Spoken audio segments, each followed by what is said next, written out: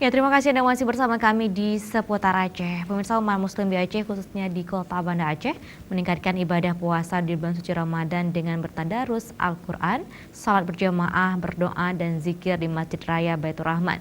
Membaca Al-Quran untuk mengisi waktu puasa biasanya ramai sehabis salat zuhur berjamaah.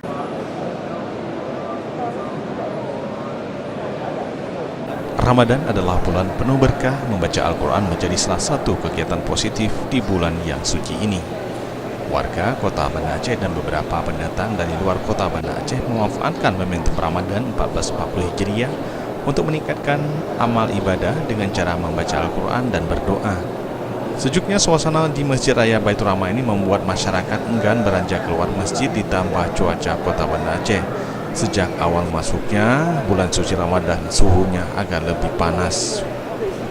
Di samping itu, warga sengaja datang ke Masjid Raya untuk melaksanakan ibadah dan salat berjamaah dan mengaji. Biasanya akan lebih ramai warga mengaji sehabis salat zuhur berjamaah.